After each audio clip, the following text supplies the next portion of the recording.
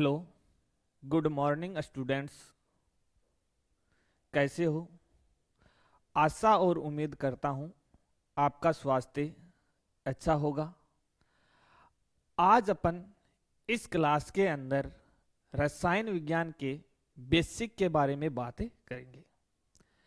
हम ये चर्चा करेंगे कि रसायन विज्ञान है, इसको कितनी शाखा के अंदर विभाजित किया गया है, और हम जो शाखा पढ़ने जा रहे हैं वह शाखा पढ़ेंगे अपने एक कार्बनिक रसायन।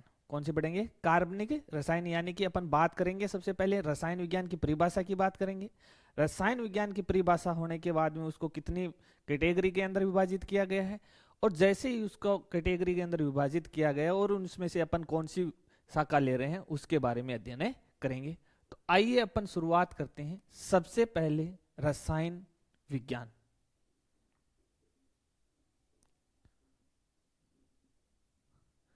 रसायन विज्ञान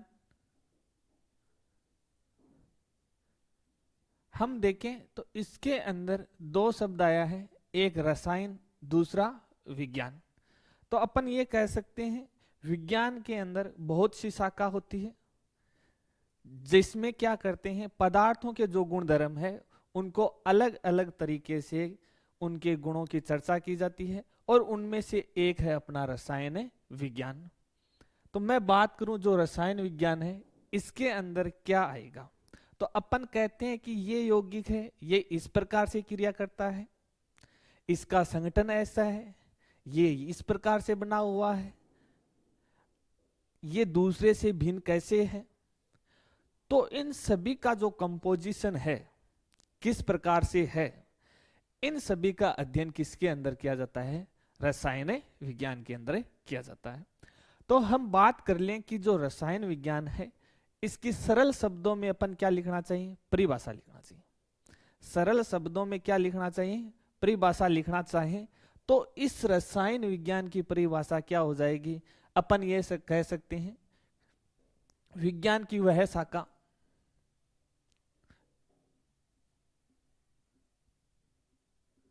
विज्ञान की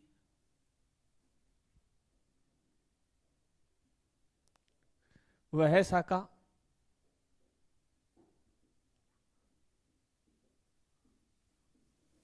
जिसमें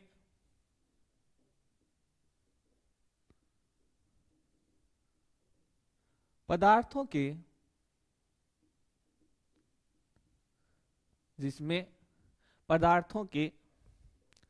गुण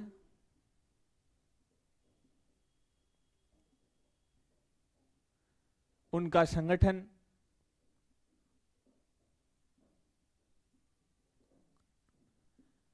अन्योन्य क्रियाएं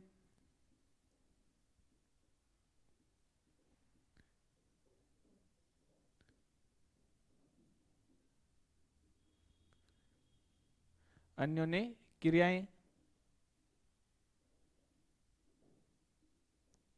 का अध्ययन किया जाता है, का अध्ययन किया जाता है।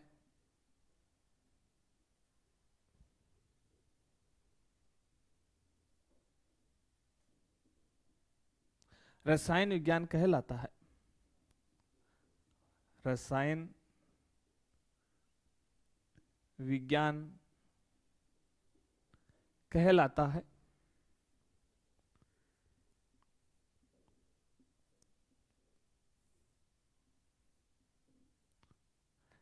तो हमारी जो परिभाषा है वह क्या हो गई कि विज्ञान की वह शाखा, क्या?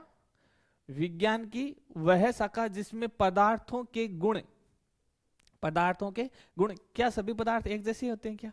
नहीं, कुछ में चलने की क्षमता होती है,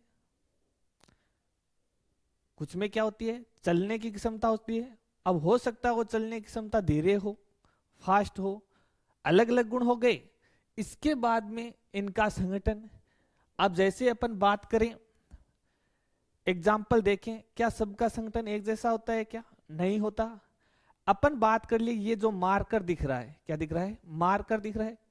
एक मार्कर हो गया, एक अपना मोबाइल हो गया, एक अपना रेडियो हो गया। क्या सभी का सभी एक ही पदार्थों से बने हैं क्या? अपना आंसर आएगा नहीं। अपना आंसर क्या आएगा? नहीं सर, ये एक पदार्थ से नहीं बने हुए। तो किनसे बने हुए हैं? ये अलग अलग पदार्थों से बने हुए हैं।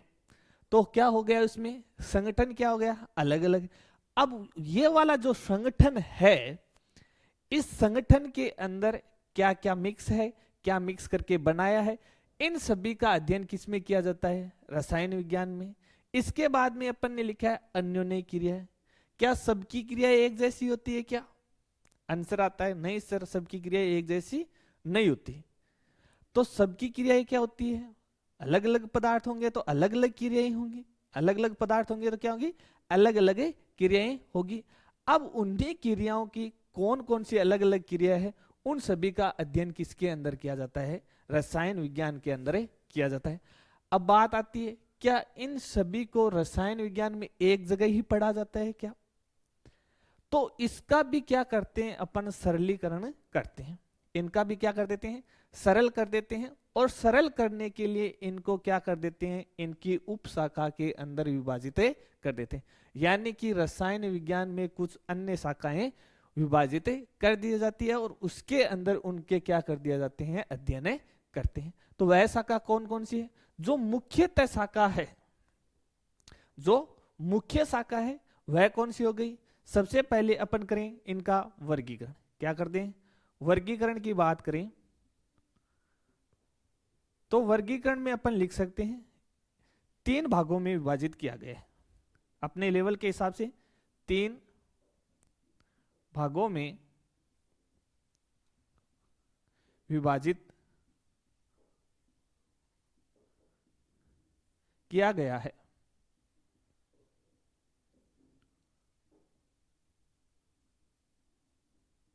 तीन भागों के अंदर विभाजित किया गया है। ये जो 3 भाग है ये कौन कौन से होते हैं? सबसे पहले अपन करें, कौन सी होती है? भौतिक रसायन विज्ञान। भौतिक रसायन विज्ञान। दूसरी शाखा की बात करें, दूसरी क्या होती है? अकार्बनिक रसायन विज्ञान। अकार्बनिक रसायन विज्ञान। और अपनी जो तीसरी जो शाखा होती है वह कौन सी है? कार्बनिक रसायन। तीसरी शाखा कौन सी है? कार्बनिक रसायन।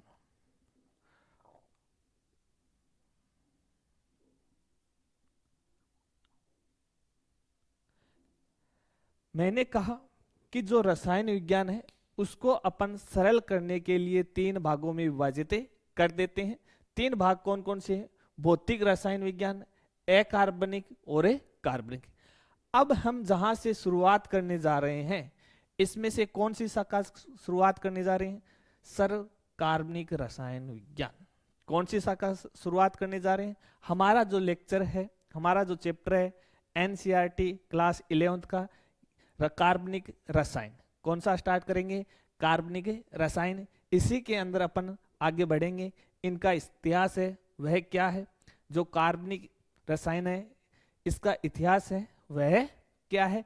किस प्रकार से कार्बनिक जो रसायन है इसकी जर्नी स्टार्ट होती है? आइए अपन जानते हैं कार्बनिक रसायन जो विज्ञान है इसका इतिहास है वह क्या है।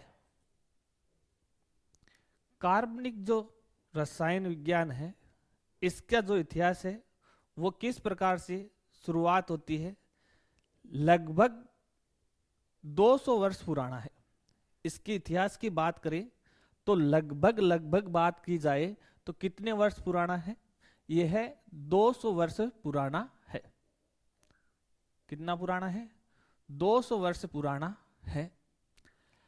अब जो कार्बनिक रसायन है इसकी जो शुरुआत होती है वह कैसे होती है? सबसे पहले अपन 2 शब्द पर चर्चा करते हैं। शब्द पर चर्चा करते हैं। एक शब्द है हमारा कार्बनिक विज्ञान, कार्बनिक विज्ञान।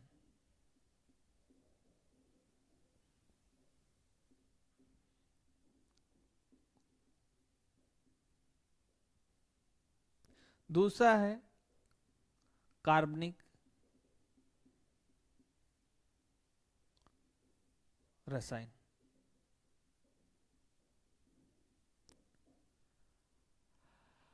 अब देखिए, समय के साथ साथ परिवर्तन होता है, ये अपने को ही पता है। पहले ये माना जाता था कि जो पदार्थ होते हैं वह कार्बनिक ना होकर क्या होते हैं, अकार्बनिक। यानी कि अपने को जो प्रकृति से पदार्थ मिलते हैं वह पदार्थ क्या है, अकार्बनिक पदार्थ होते थे। फिर क्या हुआ, समय चेंज हुआ, टेक्निक आई और वैज्ञानिकों के बीच में मतभेद होना शुरू हुआ। फिर वैज्ञानिकों के बीच में क्या हुआ, मतभेद होना शुरू हुआ। मतभेद ये हुआ कि आपके द्वारा जो यौगिक खोजे जा रहे हैं उसमें कौन से यौगिक भी हैं, कार्बनिक। यानी कि अकार्बनिक यौगिक में से क्या मिल रहा था, और कार्बनिक। अब यहां पर बात ये थी कि जो कार्बनिक यौगिक हैं, ये वाले जो कार्बनिक यौगिक हैं, यानी कि अपन इसको इंग्लिश में लिखना चाहिए तो ऑर्गेनिक केमिस्ट्री। अब यहां पर जो ऑर्गेनिक जो वर्ड आया है, इसका जो तात्पर्य है, इसका जो मीनिंग है वह किससे लिया जाता है, सजीव से। यानी कि जो ऑर्गेनिक जो शब्द है अपन यहां लिखें, इसका जो अर्थ है, ये अर्थ क्या होता है इसका, सजीव। अर्थ क्या हो गया इसका, सजीव।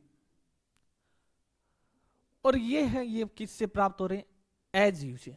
यानी कि ये किससे हो रहे हैं, निर्जीव से कह सकते हैं अपन। ये किससे हो गए, निर्जीव से। ये किससे हो गए, सजीव से। तो 200 वर्ष पूर्व वैज्ञानिकों के बीच में मतभेद शुरू हुआ। तो सबसे पहले एक वैज्ञानिक थे स्वीडिश के, बर्जिलियस नामक वैज्ञानिक थे। कौन से वैज्ञानिक थे, बर्जिलियस नामक वैज्ञानिक थे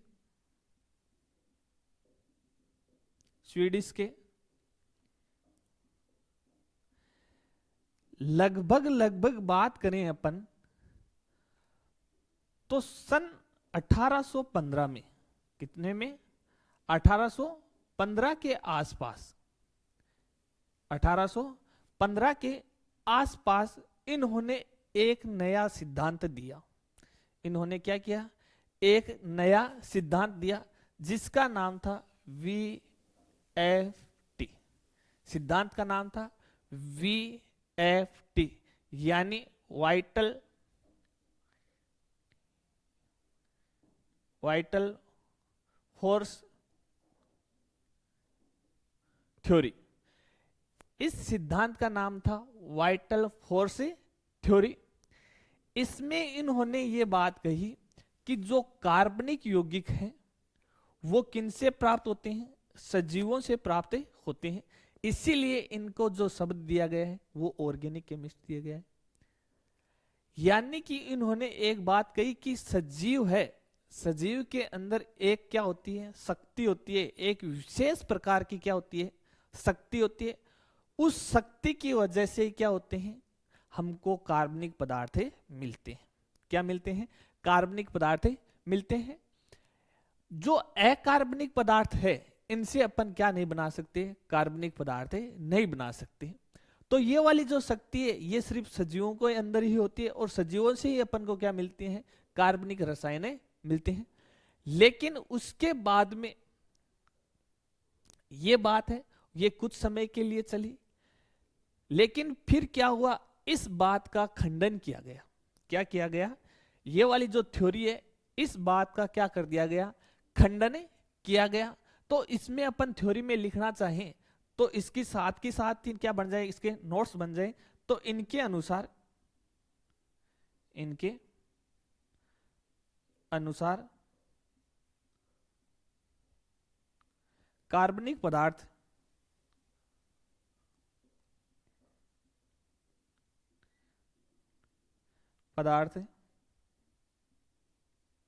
कार्बनिक पदार्थ सजीवों से प्राप्त होते हैं, सजीवों से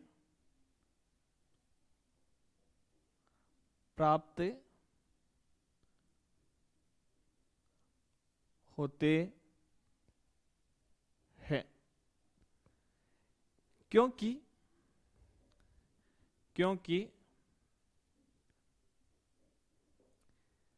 इनके पास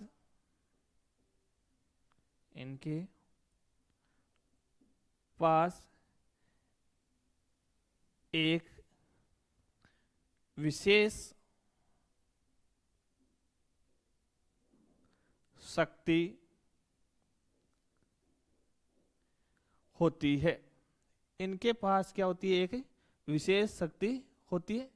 ये बातें आध्यात्मिक बातें थी, पुराने समय की बातें, उन हिसाब से ही चलते थे और इन्हीं के अकॉर्डिंग इनका क्या किया गया था? वर्गीकरण कर दिया गया था।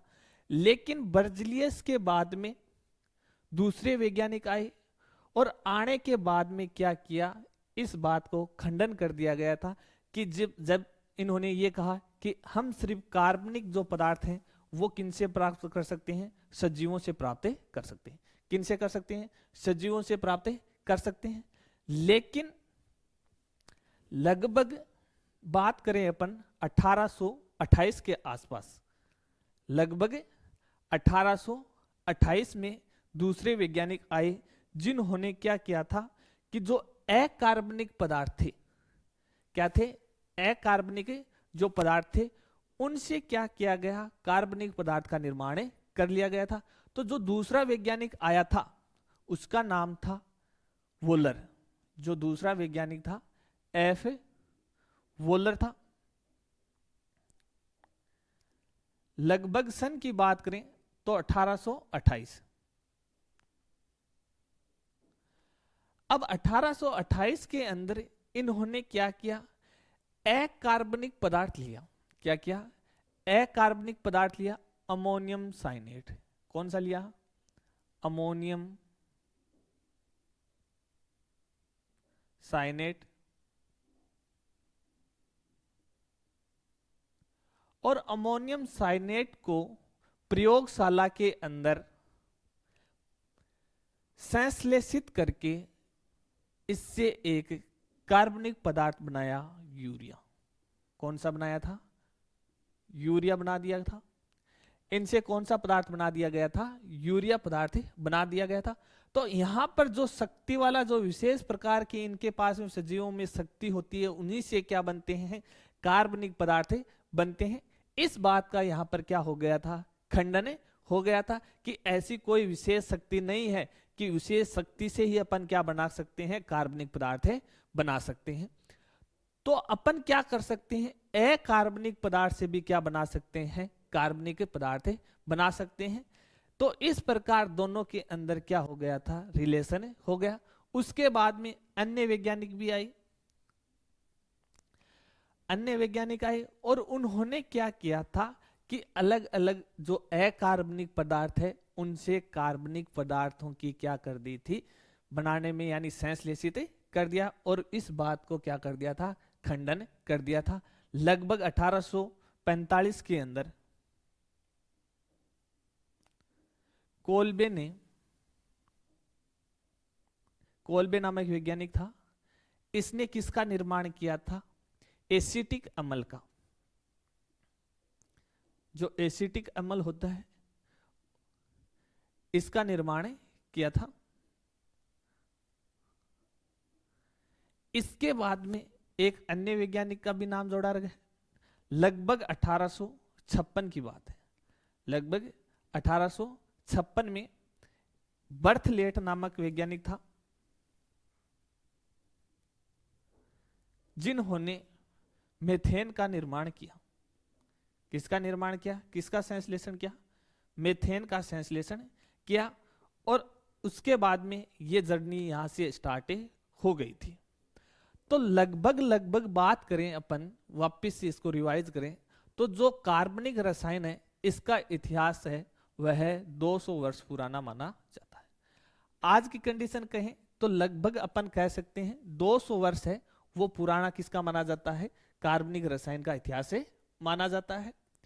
इसके बाद में इन्होंने ये कहा कि जो अकार्बनिक पदार्थ है, यानी कि यहां से क्या लेते हैं? जो अकार्बनिक रसायन है इसमें से अपन लेते हैं अकार्बनिक पदार्थ।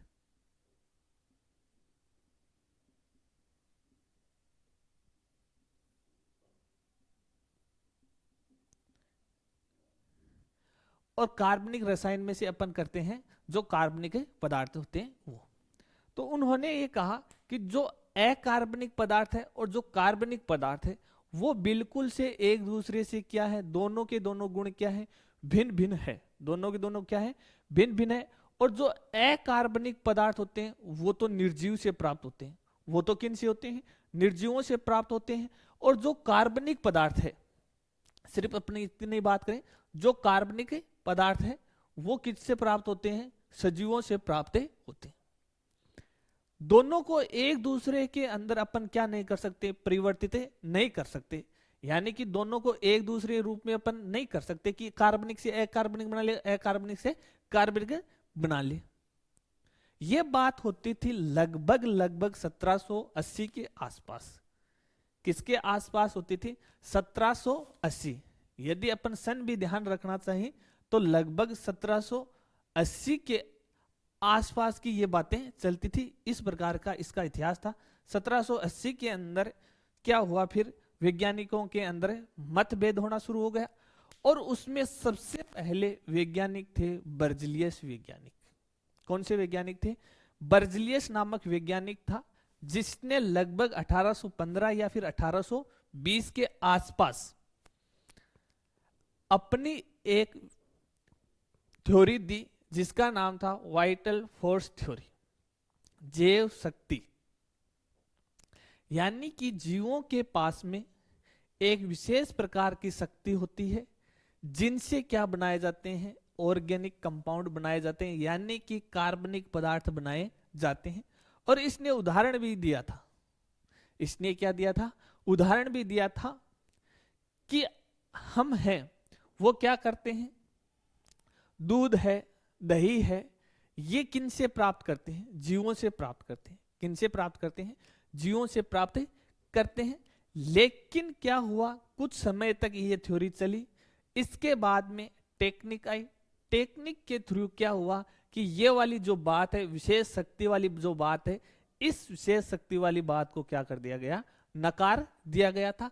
और सबसे पहले परीक्षा में यहां से क्वेश्चन आता है, ये वाला क्वेश्चन पूछते भी हैं कि सर्वप्रथम अकार्बनिक पदार्थ से कार्बनिक पदार्थ कौन सा बनाया गया था। दो क्वेश्चन बन जाते हैं यहां से। एक तो पहली बात तो ये कि प्रयोगशाला के अंदर इसमें से दो क्वेश्चन कैसे बनते हैं। प्रयोगशाला में सर्वप्रथम कार्बनिक पदार्थ किसने बनाया था, तो नाम आता है फ्रेडरिक वोलर। पूरा नाम बोले तो फ्रेडरिक वोलर। कब, 1828 के अंदर। इसके बाद में आता है सर्वप्रथम, दूसरा प्रश्न सुन लीजिए। दूसरा क्वेश्चन ये बनता है कि सर्वप्रथम प्रयोगशाला के अंदर संश्लेषित कार्बनिक यौगिक है। ऑप्शन के अंदर मिलता है यूरिया, एल्डिहाइड, मेथेनॉल, साबुन। तो अपने को वहां पर क्लिक करना होता है यूरिया पर। थर्ड क्वेश्चन ये होता है कि जो कार्बनिक पदार्थ बनाया गया था, सर्वप्रथम कार्बनिक पदार्थ कौन से अकार्बनिक पदार्थ से बनाया गया। तीसरा क्वेश्चन क्या है, सर्वप्रथम कार्बनिक पदार्थ कौन से अकार्बनिक पदार्थ से बनाया गया था, तो वहां पर नाम आना चाहिए अमोनियम साइनेट। इसके बाद में इसके सूत्र की चर्चा कर ले। तो इसका सूत्र क्या होता है, NH2, यहां लिख देते हैं NH2 C double bond O NH2। ये सूत्र किसका होता है, यूरिया का। पूछा भी जाता है यूरिया का सूत्र क्या है, तो ये पता रहना चाहिए। NH2 C double bond O NH2 किससे बनाया गया था, अमोनियम साइनेट से। उसके बाद में 1845 के अंदर कोल्बे ने एसिटिक अम्ल की क्या की थी, निर्माण किया, प्रयोगशाला में बनाया। इसके बाद में 1856 के अंदर बर्थलेट ने मीथेन का निर्माण किया। तो इस प्रकार हम कह सकते हैं कि जो कार्बनिक रसायन है, जो कार्बनिक रसायन है, तो इसके अंदर कार्बनिक यौगिकों का क्या किया जाता है, अध्ययन किया जाता है। तो अब बात आ गई कि कार्बनिक रसायन की परिभाषा लिखें। कार्बनिक रसायन के अंदर किसका अध्ययन किया जाएगा, तो अपन कह देंगे कि जो कार्बनिक कंपाउंड है, कौन से, जो कार्बनिक यौगिक है, उनका अध्ययन करना, वो किस प्रकार से क्या करते हैं, रिएक्शन करते हैं, उनकी संरचना किस प्रकार की बनी हुई है, इनका वर्गीकरण कैसे है। तो आइए अपन स्टार्ट करते हैं कार्बनिक रसायन, और उसके अंदर शब्द चल रहा है कार्बन कार्बन कार्बन। तो सबसे पहले अपन बात करेंगे कार्बन की। सबसे पहले किसकी बात करेंगे, कार्बन की।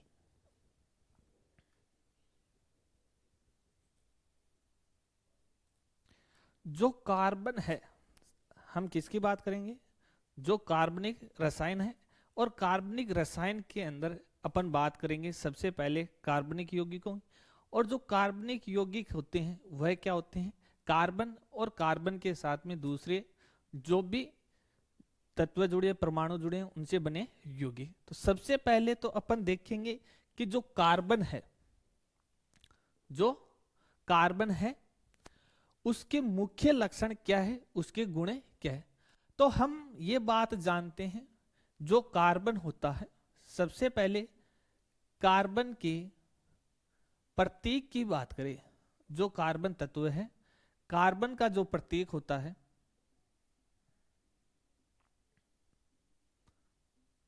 कार्बन का जो प्रतीक होता है वह क्या होता है, सी। डायरेक्ट लिख देते हैं, कार्बन का जो प्रतीक होता है वह क्या होता है, सी। ठीक है।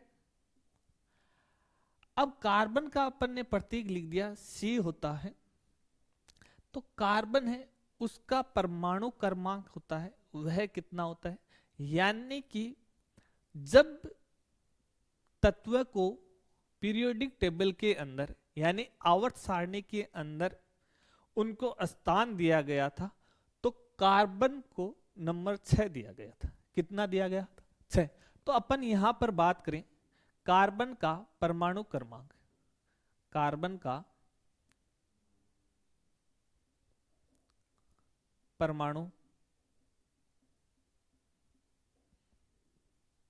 क्रमांक, कार्बन का परमाणु क्रमांक कितना है, 6। तो इसको डिनोट कैसे करते हैं, अपन इसको इस प्रकार से डिनोट करते हैं, कार्बन, और यहां पर इसका क्या लिख देते हैं, परमाणु क्रमांक। तो यहां पर क्या लिखा जाता है, परमाणु भार। ऊपर क्या लिखा जाता है, यहां पर परमाणु भार। यानी भी किसी भी जो तत्व है उसको दर्शाने के लिए अपन कैसे लिखते हैं, अक्स। यहां पर क्या लिखा जाता है, ए, और यहां पर लिखा जाता है जेड। नीचे क्या लिखा जाता है, जेड। ऊपर क्या लिखा जाता है, ए। इस ए का मतलब होता है परमाणु भार, और यहां पर जेड है, इसका मतलब है परमाणु क्रमांक। इस ए का मतलब क्या है, परमाणु भार, और इस जेड का मतलब क्या है, परमाणु क्रमांक। ठीक है। अब ये जो परमाणु क्रमांक होते हैं ये किसके ऊपर निर्भर करते हैं, प्रोटॉन की संख्या पर है। किसी भी परमाणु में, किसी भी तत्व के अंदर, तत्व के अंदर जितने इलेक्ट्रॉन होंगे वह उसका क्या कहलाएगा, परमाणु क्रमांक कहलाएगा। तो अपन इससे क्या निष्कर्ष निकाला, कार्बन के पास में प्रोटॉन कितने हैं, 6। तो यहां पर कार्बन की बातें चल रही हैं, तो कार्बन में लिख देते हैं यहां पर प्रोटॉन की संख्या 6।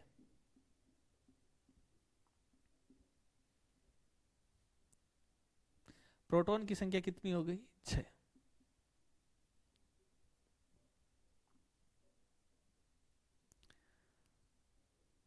इसके बाद में इलेक्ट्रॉन की संख्या, इलेक्ट्रॉन की संख्या, कार्बन के पास में इलेक्ट्रॉन कितने होते हैं, 6 होते हैं। इलेक्ट्रॉन कितने होते हैं, 6 होते हैं। अब जो भी तत्व है जो भी क्या है तत्व है, वह क्या चाहता है कि उसका जो इलेक्ट्रॉनिक विन्यास है वह अक्रिय गैस जैसा हो जाए। उसका जो इलेक्ट्रॉनिक विन्यास है वह कैसा हो जाए, अक्रिय गैस के जैसा हो जाए। अक्रिय गैस का जैसे होने का मतलब ये है कि उसके संयोजी कोश है, उसका जो बाह्यतम जो संयोजी कोश है उसके अंदर है इलेक्ट्रॉन क्या हो जाए, 8 हो जाए, 18 हो जाए। इस प्रकार से क्या होना चाहिए, उसके लास्ट कोश के अंदर इलेक्ट्रॉन होने चाहिए। तो अपन क्या करें, सबसे पहले जो कार्बन है इसका इलेक्ट्रॉनिक विन्यास देखते हैं ऊर्जा के आधार पर। जैसे कक्षक की ऊर्जा है, इसके आधार पर इसका इलेक्ट्रॉनिक विन्यास लिखना चाहें तो इलेक्ट्रॉनिक विन्यास क्या हो गया, 1s2 2s2 2p2। s जो इसके अंदर इलेक्ट्रॉन कितने भरे जाते हैं, 2। अब एक बात और बता देते हैं इधर साइड में कि s के अंदर मैक्सिमम कितने इलेक्ट्रॉन आ सकते हैं, 2 इलेक्ट्रॉन। p के अंदर जो कक्षा है इसके अंदर कितने आ सकते हैं, 6 इलेक्ट्रॉन।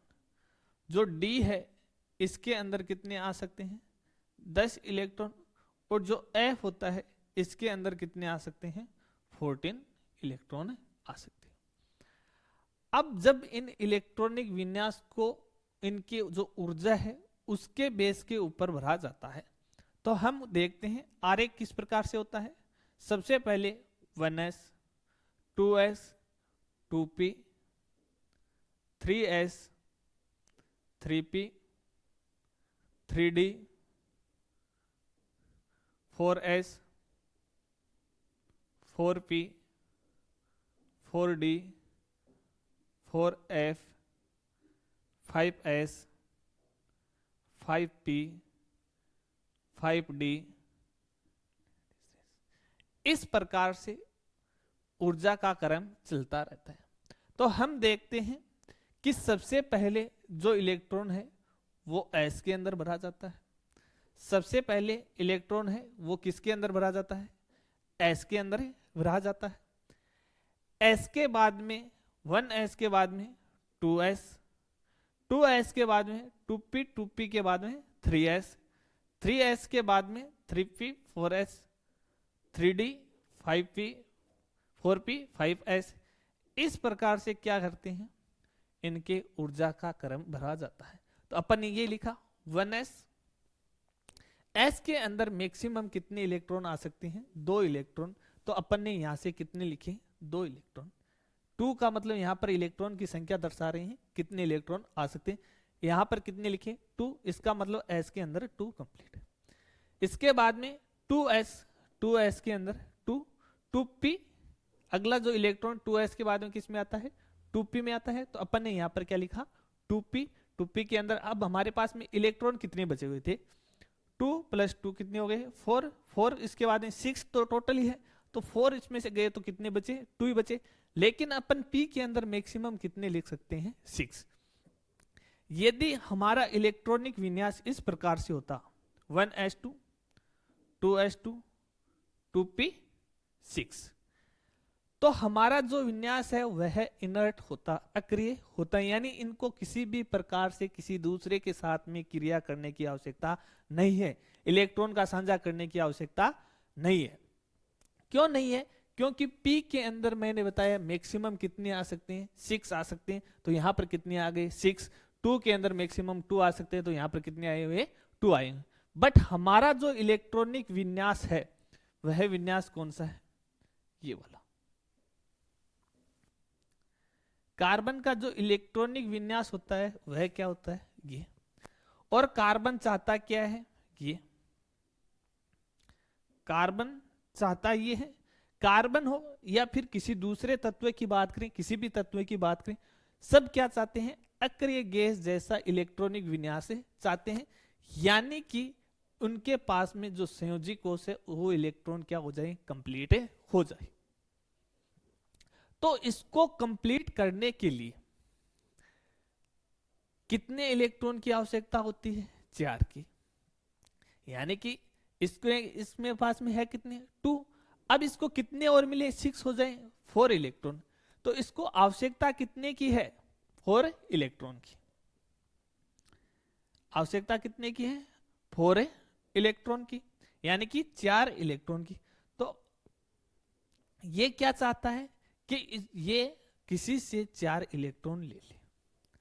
तो यदि ये किसी से 4 इलेक्ट्रॉन लेगा तो कार्बन के ऊपर चार्ज क्या आएगा? -4।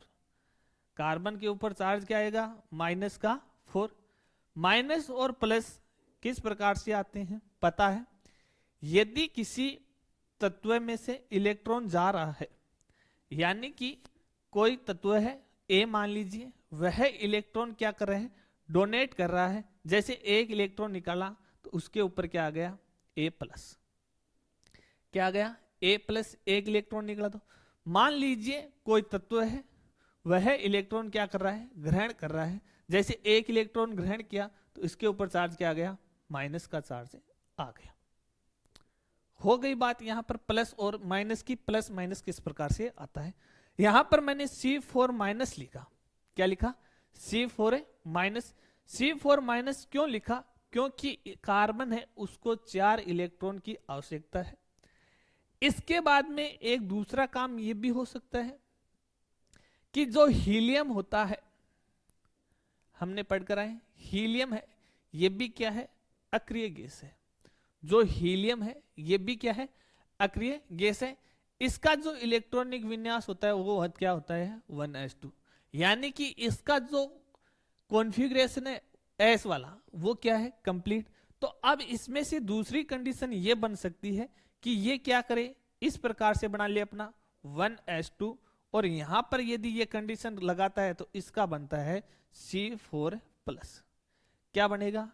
C4+। तो यहां पर जो कार्बन है ये C4- बनाएगा, C4+ बनाएगा। ये असमंजस्य की स्थिति में आ गई। क्या दोनों ही सही है? क्या दोनों सही है या फिर दोनों क्या है? सही नहीं है। अब इस इलेक्ट्रॉनिक विन्यास के आधार पर देखें, इलेक्ट्रॉनिक विन्यास के आधार पर देखें कि ये क्या होना चाहता है? अक्रिय होना चाहता है। तो दोनों के दोनों क्या है? सही है। लेकिन क्या ये वास्तव में सही है क्या? आइए अपन चर्चा करते हैं इसकी कि क्या ये दोनों सही है क्या। अब यहां पर C4+ क्यों नहीं बनाता? C4- क्यों नहीं बनाता? इसके बारे में देखते हैं।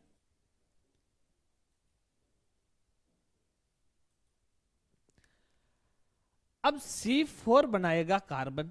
सबसे पहले अपन इसके संरचना देखें तो ये क्या हो गया मेरा? नाभिक।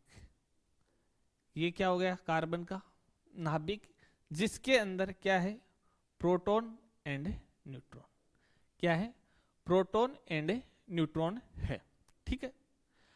अब कार्बन के चारों ओर क्या होते हैं? ऑर्बिटल्स होते हैं। इन ऑर्बिटल्स के अंदर क्या प्रेजेंट होते हैं? इलेक्ट्रॉन होते हैं। देखते हैं, आइए चर्चा करते हैं।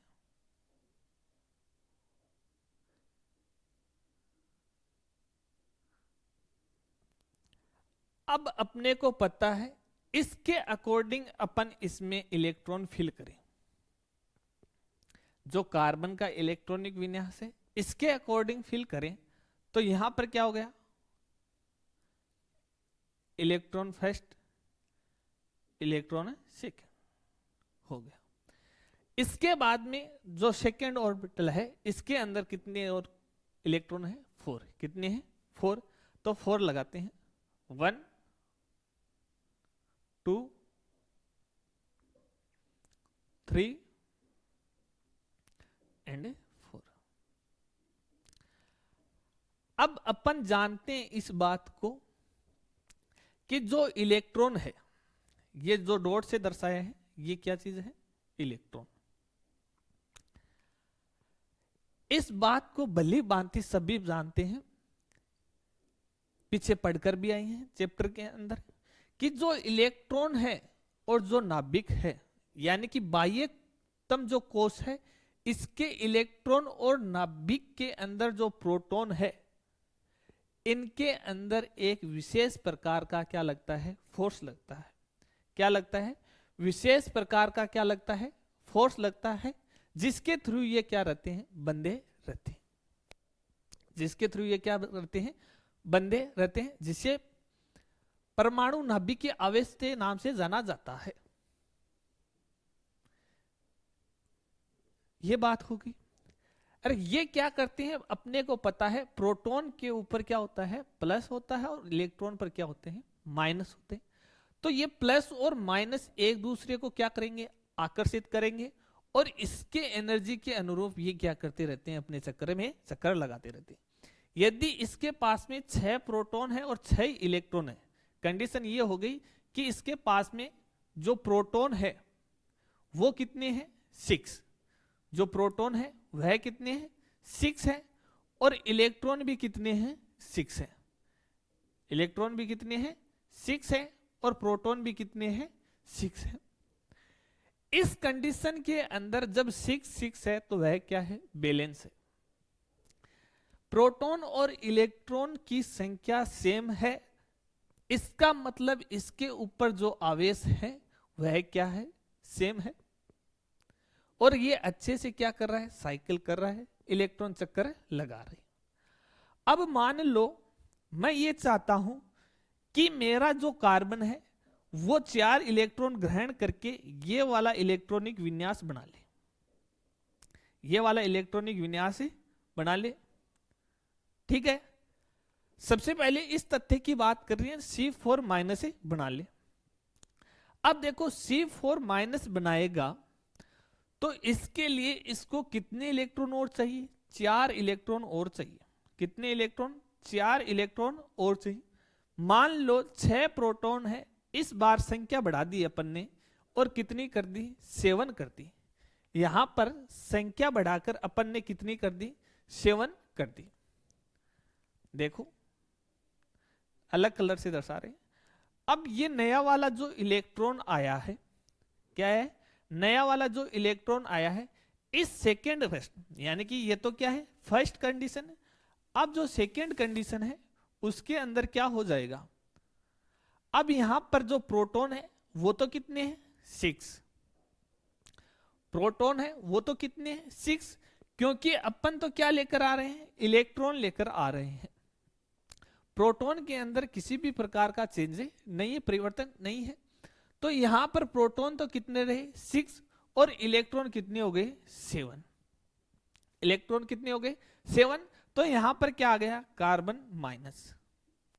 क्या हो गया, कार्बन माइनस, और इसका इलेक्ट्रॉनिक विन्यास अपन ऐसे लिख दिया, 1s2 2s2 2p3।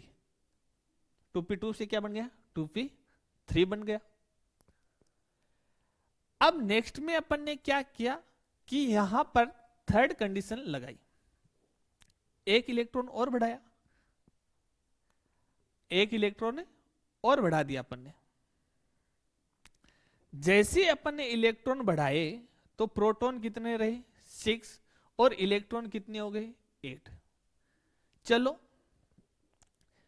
यहां पर 6 के 6 मुकाबला बराबर था, यानी कि ये रस्सी है, इसमें 6 बच्चे इधर से हैं, 6 बच्चे इधर से हैं, और खींच रहे हैं, बराबर पुल लग रहा है। ठीक है, अब एक मान लीजिए एक और बच्चा है, इसको अपन ने इधर जोड़ दिया, इधर 7 कर दिया, इधर 6 है। अब रस्सी खींच रहे हैं, लेकिन 6 वाले क्या कर रहे हैं, मजबूती दिखा रहे हैं, कुछ न कुछ क्या कर रहे हैं, मजबूती दिखाते हुए इसको थोड़ा बहुत बैलेंस कर रहे हुए हैं। यानी कि पूरा कंप्लीटली अनबैलेंस नहीं हुआ है, थोड़ा बहुत हल्का फुल्का अनबैलेंस हुआ है, लेकिन काम चल रहा है। ठीक है, अब मैं क्या कर रहा हूं, फिर संख्या बढ़ा रहा हूं। इधर मैं संख्या कितनी कर दी, इधर 6 है, इधर 8 कर दी, 8 से 9 कर दी। अब 9 से जैसे 10 करूंगा तो क्या हमेशा ये बराबर रहेंगे, नहीं रहेंगे। तो ये क्या हो जाएगा, पूरा का पूरा अनबैलेंस हो जाएगा, पूरा का पूरा क्या हो गया, अनबैलेंस हो गया। इसी प्रकार इसमें होता है, अपन ने प्रोटॉन यहां पर 6 किए, इलेक्ट्रॉन यहां पर 8 कर दी। थर्ड वाली जब कंडीशन लगाई तो प्रोटॉन यहां पर कितने हो गए, 6, और इलेक्ट्रॉन कितनी हो गई 9। फोर्थ कंडीशन लगाई 6 और 10। तो ये वाली जो कंडीशन है, ये वाली यहां पर क्या हो जाती है, अनबैलेंस हो जाती है। यहां पर क्या हो जाती है, अनबैलेंस हो जाती है।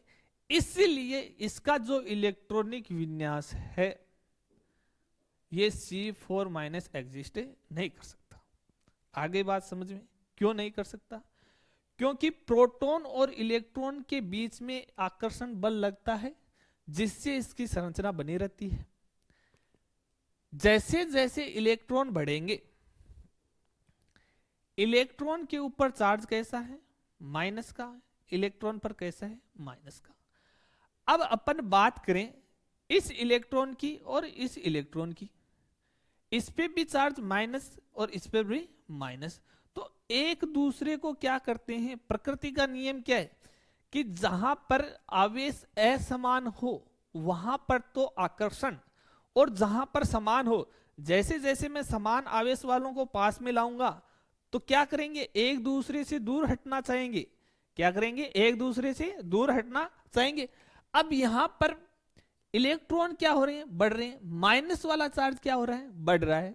यहां पर प्लस वाले की बात करें 6, यहां पर इलेक्ट्रॉन कितने संख्या में यदि अपन तुलना करें, उदाहरण से समझे कि प्लस वाला मेरे पास में 6 है और माइनस वाला इस बार कितना हो गया मेरे पास में 10 हो गया, तो रिजल्ट तो किस में जा रहा है, माइनस में ही तो जा रहा है।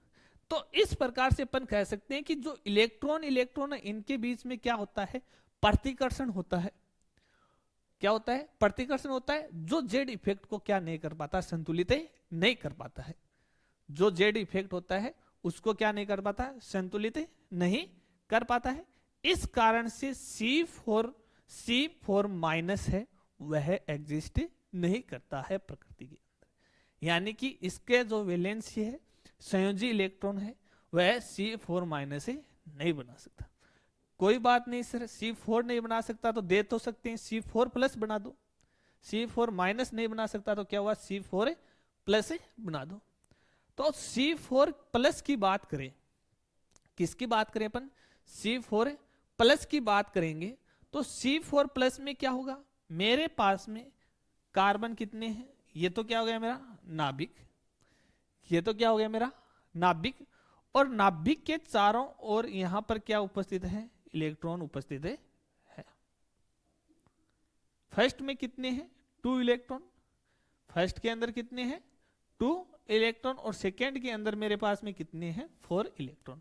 तो अपन ने यहां दर्शा दिए 2 और सेकेंड के अंदर 4 है, तो 1 2 3 एंड 4। अब मैं ये चाहता हूं कि मेरा जो हीलियम है जिसके पास में इस प्रकार से संरचना होती है उसकी, ये बना दो। तो ये बनाने के लिए जो बाहर वाला जो कोष है उसको क्या करना होगा, हटाना होगा। हटाने के लिए अपन क्या करेंगे, यहां से एक इलेक्ट्रॉन हटा दिया, यहां से क्या कर दिया, यहां पर ये लिख देते हैं 6 प्रोटॉन है और 6 क्या है, इलेक्ट्रॉन है। अब फर्स्ट कंडीशन में अपन ने देखे प्रोटॉन तो कितने रहेंगे, 6 ही रहेंगे, इलेक्ट्रॉन कितने हो गए 5, 6 4 6 3 6 2, यानी कि अपन क्या कर रहे हैं 1 बाई 1 करके एक एक इलेक्ट्रॉन क्या करते जा रहे हैं, कम करते जा रहे हैं। एक एक इलेक्ट्रॉन क्या करते जा रहे हैं, कम करते जा रहे हैं। यहां पर जो प्लस वाला है वो तो कितना है 4 ही है, वो तो क्या है 4 ही है, लेकिन जो माइनस वाला होगा अब वो है कितना आ जाएगा 2 आ जाएगा। यानी कि इलेक्ट्रॉन की बात करेंगे तो कितने आ जाएंगे 2 आ जाएंगे, प्रोटॉन कितने रहेंगे 6 ही रहेंगे। अब क्या +6 -2 को सेटिस्फाई कर पाएंगे, क्या नहीं कर पाएंगे। तो ये वाली जो संरचना है वह क्या हो जाएगी, अनबैलेंस हो जाएगी। तो इस प्रकार हम कह सकते हैं कि कार्बन +4 एंड -4 दोनों ही नहीं बनाता। तो बात यहां आती है दोनों ही नहीं बनाता है, तो फिर यह है अपना अष्टक है वह किस प्रकार से कंप्लीट करता है। अपना जो अष्टक है वह किस प्रकार से कंप्लीट करता है।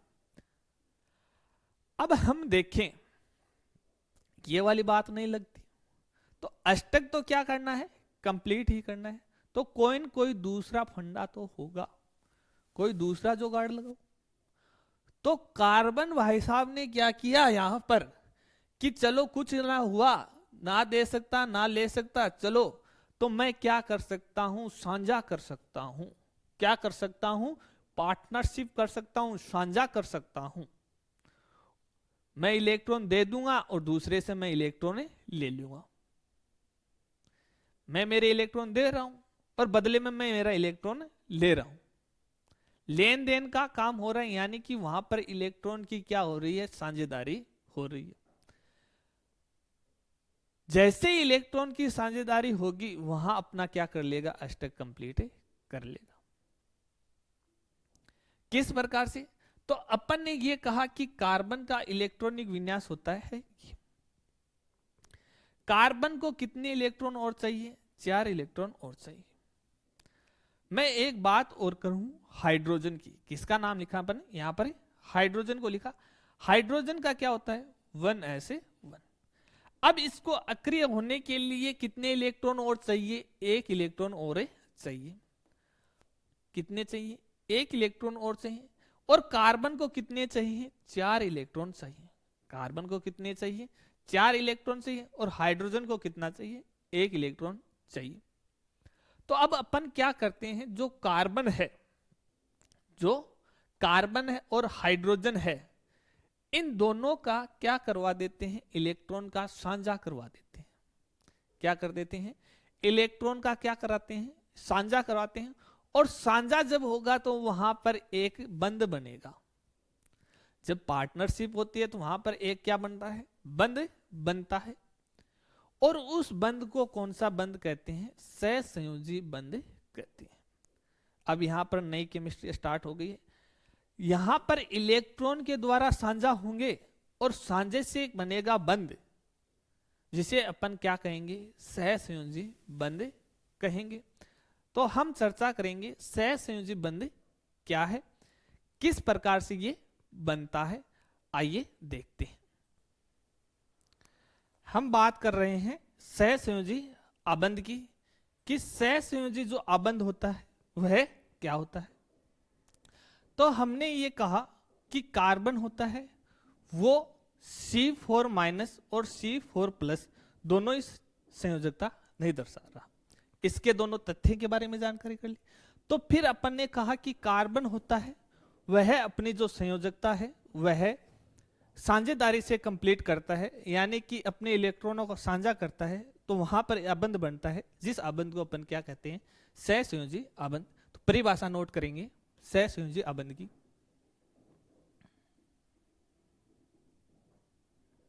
सहसंयोजी आबंध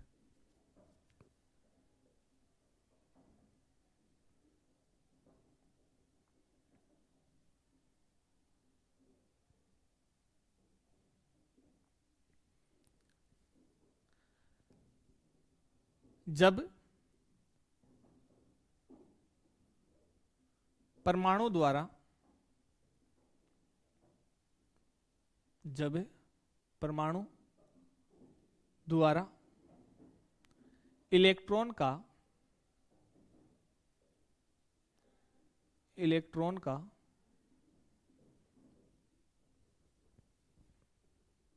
का दूसरे परमाणु के साथ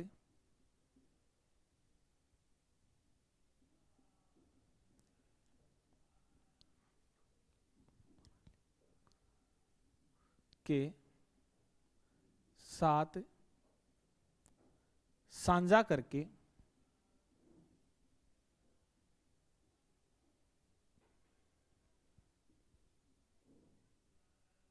साझा करके बंध का निर्माण करते हैं। बंध का निर्माण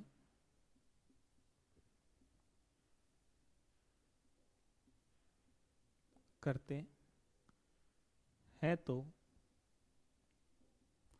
उसे सहसंयोजक बंध कहते हैं।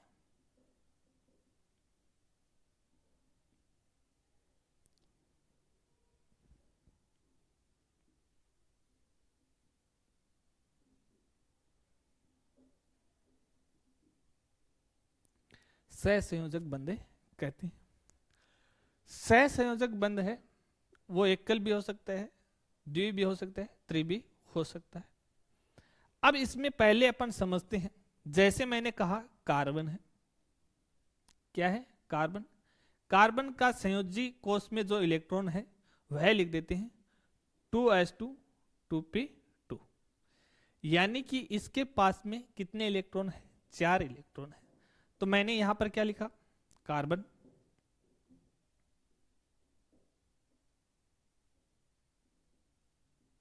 कार्बन के पास में 4 इलेक्ट्रॉन है, तो अपन ने लिख दिए 1 2 3 4।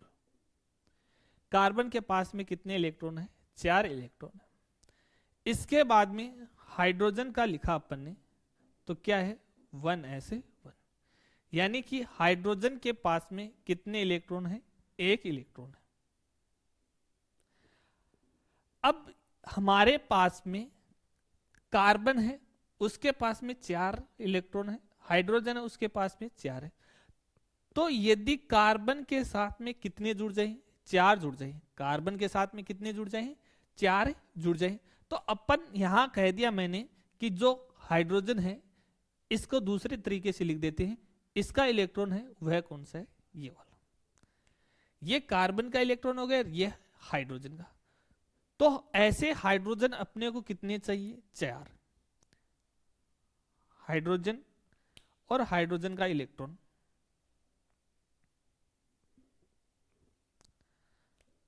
हाइड्रोजन और हाइड्रोजन का इलेक्ट्रॉन। अब दोनों की बात की थी मैंने कि जो हाइड्रोजन होता है ये तो इलेक्ट्रॉनिक विन्यास चाहता है, कैसा, 1s2। कैसा चाहता है, 1s2, यानी इसको 1 इलेक्ट्रॉन की आवश्यकता है। कितने की साझा करता है, 1 इलेक्ट्रॉन। और इस कार्बन है, इसको कितने की आवश्यकता है, ये चाहता है 2s2 2p6। तो ये चाहता है 4 इलेक्ट्रॉन का साझा करना। कितने का, 4 इलेक्ट्रॉन का साझा ये करना चाहता है, ये 1 इलेक्ट्रॉन का। तो अब यहां पर एक हाइड्रोजन है, वह तो इसके साथ में साझा करके अपना इलेक्ट्रॉनिक विन्यास है वह कैसा बना लेता है, देखें अपन यहां पर। तो इस हाइड्रोजन के पास में अब कितने इलेक्ट्रॉन हो गए, 2 इलेक्ट्रॉन हो गए। तो यहां पर जो हाइड्रोजन है इसका इलेक्ट्रॉनिक विन्यास देखें तो क्या हो जाएगा, 1s2। क्या हो जाएगा, इसका इलेक्ट्रॉनिक विन्यास है वह 1s2 हो जाएगा, जो अपने यहां पर दर्शा दिया है। कैसा हो जाएगा, 1s2। इसके बाद में इस कार्बन की बात करें और हाइड्रोजन की, तो इसने यहां पर अपना इलेक्ट्रॉन क्या कर लिया, कंप्लीट। कंप्लीट, ये भी क्या हो गया, इसका कंप्लीट हो गया। तो कार्बन ने 4 हाइड्रोजन के साथ में साझा किया, और साझा करने के बाद में इसके पास में स्वयं के पास कितने हो रहे हैं ये देख देते हैं। तो स्वयं के पास में बात करें तो देखो यहां से स्टार्ट किया, इसने अपना 1 इलेक्ट्रॉन इस कार्बन को दिया, तो यहां से स्टार्ट कर दिया, दूसरे को दिया यहां से, इसको भी देगा तो इसे वापस लेगा। सांझे का मतलब भी यही है, जितना दे रहा हूं उतना ले ले और उतना वापस दे दे। तो इस प्रकार अपन देखते हैं, इसको ड्रॉ लाइन से कर देते हैं, ये लो।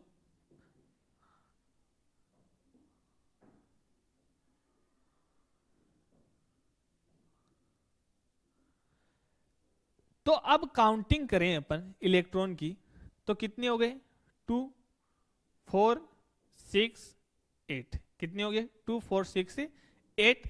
तो यहां पर इसको कितने इलेक्ट्रॉन की आवश्यकता थी, 4 इलेक्ट्रॉन की। तो एक हाइड्रोजन से, दूसरे हाइड्रोजन से, तीसरे से, चौथे से। तो अब इसका इलेक्ट्रॉनिक विन्यास है ये, तो ये बन गया, और जो हाइड्रोजन है इसका ये बन गया। दोनों के इलेक्ट्रॉनिक विन्यास है अब कैसे हो गए, अक्रिय गैस जैसे हो गए। कैसे हो गए, अक्रिय गैस जैसे हो गए। लेकिन हुए किस प्रकार से, लेकिन जो ये इलेक्ट्रॉनिक विन्यास है ये हुए किस प्रकार से, तो दोनों ने क्या किया, यहां पर एक इलेक्ट्रॉन हाइड्रोजन का, दूसरा कार्बन का, एक हाइड्रोजन का दूसरा किसका है, कार्बन का, दोनों ने यहां पर क्या किया है, साझा किया है, और साझे से इनके बीच में क्या बन गया, बॉन्ड बन गया। तो अपन इसको इस प्रकार से देखें कि यहां पर क्या था, कार्बन, और कार्बन के साथ में यहां पर क्या बन गया, bond hydrogen, bond hydrogen, bond hydrogen, और बॉन्ड हाइड्रोजन। अब यहां पर अपन ने कौन सी लाइन लगाई हुई है, एकल लाइन। कौन सी लगाई हुई है, एक सिंगल रेखा बनाई है। क्यों बनाई है, इसका भी रीजन देंगे कि जहां पर एक एक इलेक्ट्रॉन का क्या होता है, साझा होता है, वहां पर क्या आती है, एकल रेखा। यानी कि यहां पर जो आबंध बना है ये कैसा है, एकल आबंध, एकल आबंध।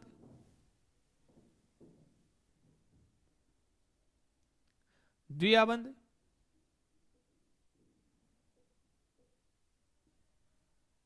और त्रिआबंध।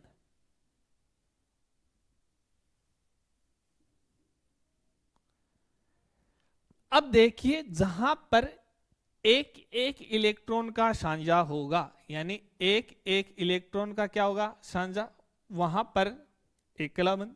जहां पर दो दो इलेक्ट्रॉन के साझे होंगे वहां पर द्विआबंध, और जहां पर तीन तीन इलेक्ट्रॉन के साझे होंगे वहां पर क्या आ जाएगा, त्रिआबंध आ जाएगा।